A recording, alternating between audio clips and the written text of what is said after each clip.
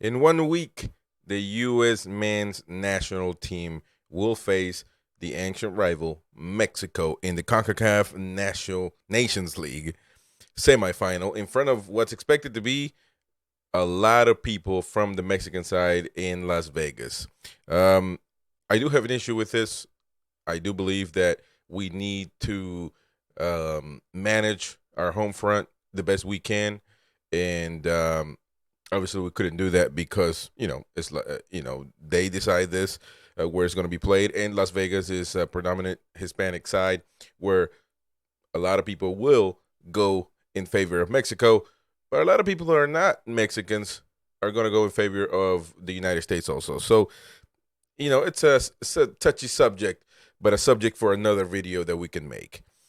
In this regard, I want to talk about what's going on with the United States men's team as we prepare this match. That's going to be a semifinal, a tough match because it's going to be against the rivals of all time. Our rivals is Mexico. That we always have that epiphany, and the match is going to be next week, the 15th, June 15th at 9 p.m. It's going to be a blast. By the way, we're going to have the watch along here on this channel. We're going to be watching, enjoying it, and hopefully you guys get together and enjoy that match with us, or with me rather, live here on Twitch and also on YouTube. Listen, this match is going to be a tough one. There's a lot of things happening right now with the United States men's team. There's not a manager. There's players that don't know about their future. There's things that need to be decided personally and individually by the players, the people that manage the United States men's team. Definitely a win is required in order to extend their defense of the 2021 Nations League title, with either Canada or Panama awaiting in the final 3 days later. Definitely will be a tougher match if Canada makes it to that one. Alfonso Davis, also the star of Canada, and a team that could very easily win against Panama. So I will say that Canada will make it. That's a prediction. That's a bold prediction. Panama has a good side, but I do believe that Canada has the everything to win that game. And the United States men's team will navigate all this and the Gold Cup without a permanent head coach, as BJ Callaghan is the guy that has stepped in for Anthony Hudson as the second interim coach or boss of the year, while the hiring process inches forward under the new sporting director, Matt Crocker. A lot of people are talking about Tata Martino. Tata Martino is looking like he's going to be the coach or the boss for Inter Miami amid Lionel Messi showing up. By the way, we made a video about Lionel Messi's arrival here in the United States. Well, he's not here yet, but definitely will be and will play for Inter Miami. One of the greatest, if not the greatest thing that has ever happened to the MLS and to U.S. soccer is the move for Lionel Messi to come to the United States to play in the MLS. This is going to be amazing. And anybody that tells you different, anybody that's hating, anybody that's throwing shade, anybody that has anything negative to say about this move of Lionel Messi to the United States is a straight up hater and is lying to you. This is the greatest thing that could have happened to the U.S. One time this happened before, and this was with Pele, when he was considered one of the greatest of all time. But at the time, he helped a lot. He helped a lot to get the MLS to move forward. But at the time, no social media, none of this. I mean, in today's world, it's a whole different thing. And Lionel Messi, a lot of people could say that Messi is greater than Pele, and that he is the greatest of all time. And in today's world, with social media, with marketing and everything out of the roof, this is going to be amazing for U.S. soccer. So let's just ponder that, and you'll have that video also linked somewhere here in the description or here up here on the video. You'll be able to click, and you can actually just go to the channel and watch that video that we did upon Messi's decision to come to South Beach into the U.S. So a lot of players talked. I mean, we see Pulisic talking right there. One of the players that I was mentioning that don't know what's going on with their future, and we'll talk a little bit about that. We got a few minutes. The players, though, they say they don't mind the wait. they want to play right now. They definitely want to play right now. Walker Zimmerman told reporters in Wednesday media availability from the Yanks June camp at the LA Galaxy's Dignity Health Sports Park in Carson, California. He said, I'm glad that we aren't rushing into the decision just because we might need an interim for the time being. I think that we have to get it right. It's important for everyone to take time. Well, I mean, it is a thing that you need to take your time. You need to make the right decision. But I don't think this should be taken any longer. These are matches that need the right head coach, the right boss to make the decisions. Nations League is a relatively younger title. There's very many titles here in North American soccer, and however, you're going to play against Mexico. You're going to play against Canada. You're going to play against the teams that you are accustomed of playing. This is, everything is new in North America when it comes to football. So there's not a lot of tradition when it comes. I mean, the Gold Cup has some kind of tradition. It's been getting played for a long time. So that's another tournament that you're not going to have the head coach. So you need to pick the right one. And I don't think that you can wait too much. I think there's time now, but something needs to be done. And so right now, interim coach, he's going to do what he can in order to get this job done. So it's going to be about the players and if they can get it done, if they can get past Mexico next week, if they can win the title against Canada or Panama, the Gold Cup as well.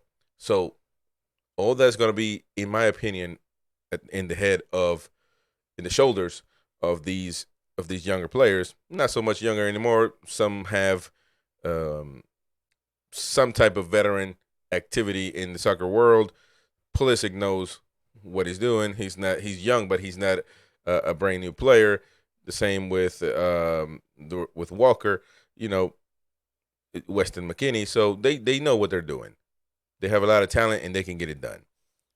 Now, both Callaghan and Hudson, who departed the program last week to take the manager's job at Qatari club Al Marqiya, worked as assistants under Greg Berhalter's during the 2022 World Cup and have emphasized continuity and being familiar with the players. That it is important for the players to know each other, to play with each other, to practice all the time, since national teams don't have as much time as clubs do. And that is something that I can agree with. But that right there tells you these two guys, they didn't care much for the interim job of the U.S. national team. They saw an opportunity to play in Qatar. They took off. So you need to do what the U.S. needs to do what they need to do in order to get the right leader for this team. Now, for players like Weston McKennie and Christian Pulisic and Ricardo Pepi, who are facing profound uncertainty about where they're going to play come August, that means one less thing to worry about. According to Pepi, he said, I think just having BJ, a lot of things stayed the same. A lot of the concepts, the way we play, the build out of the back, a lot of things that stayed the same because it just crosses over through to a new coach. It's very important that he has a good relationship with the players. That's something that most players say, and it does have some kind of truth in it. You need to have a good relationship with the players. However, you can't do what the players want. That cannot happen. Now, Pepe's loan stint at Groningen couldn't prevent the Dutch side from getting relegated from the Eredivisie, and which he called a hard season. Of course, a roller coaster, but a learning season is what he called it. His 12 goals and 3 assists. I mean, that's a decent side. I thought he deserved to play somewhere else with a bigger standard, a better club, but that's what he found and that's what he accepted. 12 goals and 3 assists did renew other European clubs' interest in acquiring him from Bundesliga survivors like Augsburg, but he professed to have no idea what his future holds, preferring to focus on the task at hand with the United States national team. Pulisic It's looking like he might get offers and he might join AC Milan. Chelsea's trying to put him there. Newcastle denied anything wanting to do with him. They don't want him. It was one of the clubs that they were interested in having him, so they're not going to. And Weston McKennie at Juventus is going down, man. Something is happening, and it's going to happen to Juventus. Juventus also profess interest in Pulisic, but I don't think it's a good match for him right now at this point. And they've had, for the majority of U.S. players, have had tough seasons this year, and this come up in next season in August.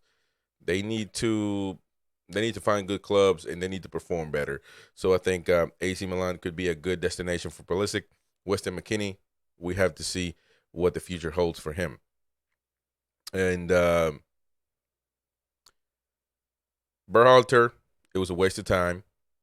I said it when we started this podcast, but it is what it is. We wasted a World Cup, in my opinion. But Walker Zimmerman, he said one thing. He said, we're a team that has a very strong team chemistry, strong culture within our group. And we know that for us, not much has changed right now. So the group is together. I mean, that they're together. They know each other. They perform better together, according to them. But they mentioned the interim coach. Pepe said not a lot changes. We'll have to see. Just because this works for them doesn't mean that we need to keep getting the same type of managers for the U.S. national team. So if it's Tata Martino, that would be a different world for the U.S. national team. I'm not saying that he is the right coach. He was linked to Boca Juniors in Argentina. Right now, he's in Rosario, Argentina, enjoying his time. But he is definitely negotiating for Inter Miami. So I don't believe he'll be taking this job. But to me, the coach is a very important part of an organization, a football organization. And if we don't have that clear, then we're going to have a tough time. The U.S., by the way, first day of flow, this guy, I mean, he left England, last name Balogun. First name, what's his first name? Well, they call him Flo, but it's Folarin Balogun. He joined the U.S. national team mix just recently. He declined England. Now, the task now includes a new challenger for minutes for the number 9 spot, and that is him. And he is a good player. We'll see how he does in the national team. He's taken a part in his first camp since switching his alliance from England. He's also said this. Pepe said this about Flo. I think for me, it is the first time meeting Flo, and right off the bat, just seemed like a great character, great person to have on our team. We're really excited about him. Zimmerman said this. I'm sorry, Zimmerman.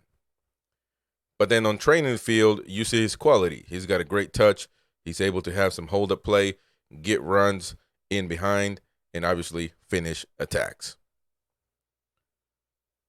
Pepe said he's a good guy. The FC Dallas product said Balogun, of course, personally for me, it's going to make me better. I'm going to make him better. So it's a lot of competition in our spot. He's a player who's had a good season.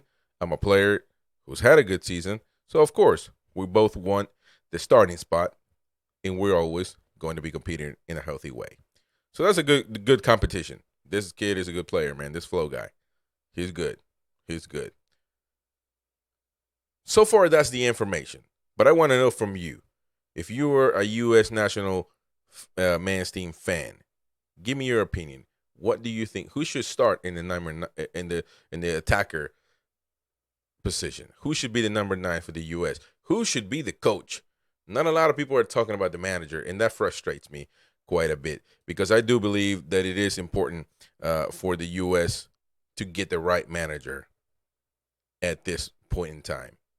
Who do you think should be it? Should we keep using old American soccer players, or should we get a real good coach? The U.S. soccer, we have money. We can invest in a good manager to take us. I mean, Klinsmann, we had a great time with him, and we had a good World Cup. Should we go to somebody like that? Should we look at Germany? Should we look at England? Should we look at an Argentinian coach? You realize in South America, most are Argentinian coaches. In the world, they're looking for Argentinian coaches. Should we do the same? What should we do? What should the U.S. men's national team do? By the way, we'll have the watch along live here next week, the 15th, watching U.S. against Mexico, one of the biggest rivalries in North American football. Thank you so much for listening and watching. My name is Chris Rodriguez. We'll see you next time.